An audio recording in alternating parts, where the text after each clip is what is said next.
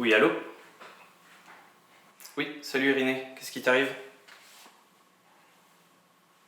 Ok, ouais, elle est pas bien. Ouais. Ok, bon bah écoute, j'arrive.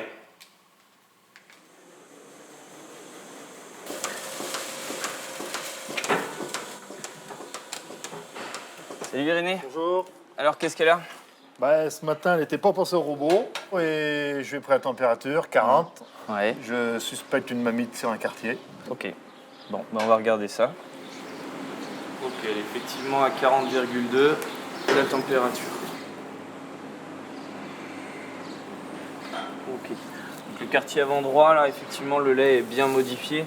Il y a des petites cailles, donc il y a probablement une mamite là, ici. Ouais, c'est douloureux. Alors, pour avoir un bon prélèvement, il faut être stérile et le réaliser avant qu'il y ait eu un traitement intramammaire antibiotique dans le quartier.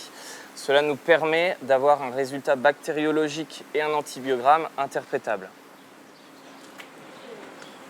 Tiens, voilà l'ordonnance, les traitements intramammaires. Tu noteras bien les traitements qu'on a fait sur le cahier sanitaire. Oui, oui. Et puis je te recontacte dans 24 heures là, quand j'ai le résultat de la bactériologie. Ok? Ok, Allez, merci. salut. Alors l'examen clinique est en faveur d'une mamite type colibacillaire.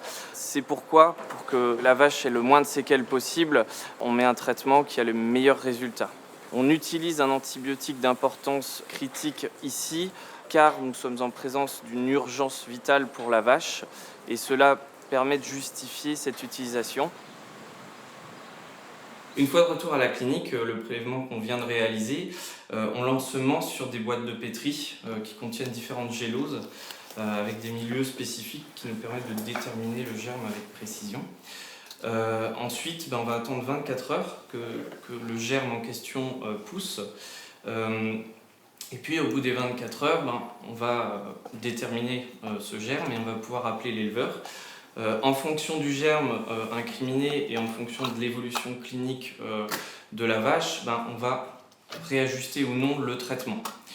Ensuite, ce qu'on va faire aussi également quand on va avoir identifié le germe, on va l'envoyer au laboratoire départemental afin qu'on réalise un antibiogramme pour savoir si l'antibiotique qu'on a utilisé est bien adapté et si la bactérie est sensible à cet antibiotique. Ensuite, dans cet élevage-là, nous allons pouvoir, en fonction du résultat trouvé, permettre d'anticiper les choses et à l'avenir mieux traiter. Et donc, ce résultat d'antibiogramme nous permettra de justifier l'utilisation d'un antibiotique d'importance critique si chez cet éleveur, on a de nouveau des mammites de ce type-là, avec ce germe-là. Après 24 heures à l'étuve à 37 degrés, nous avons obtenu une culture pure de bactéries sur le milieu de pétri COS. Le tableau d'identification de la clinique nous permet de déterminer que c'est un Escherichia coli. Face à ce type de germe, à la clinique, notre protocole est d'utiliser un antibiotique d'importance critique, une fluoroquinolone, qu'on utilise en une seule injection en intraveineuse. Donc là, nous n'allons pas changer l'antibiotique mis en place. Par contre, nous allons quand même appeler l'éleveur pour savoir comment va la vache. Ok. Elle mange du coup? Ouais. Et elle est venue se faire traire? Ok, bon, écoute, tant mieux. Écoute, le résultat, c'est une mamite colibacillaire, hein, comme on s'y attendait. Donc le traitement antibiotique, là, il est adapté, ce qu'on a mis.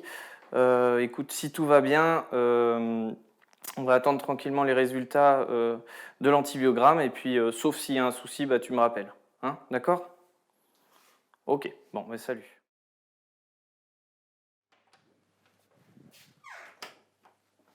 Donc pas de surprise, le germe est sensible à 100% des antibiotiques utilisés classiquement en médecine vétérinaire pour ce type de mamite. Ça correspond au résultat du dernier bilan ESAPAT. Nous étions en présence d'une vache avec des symptômes généraux graves, une mamite très sévère.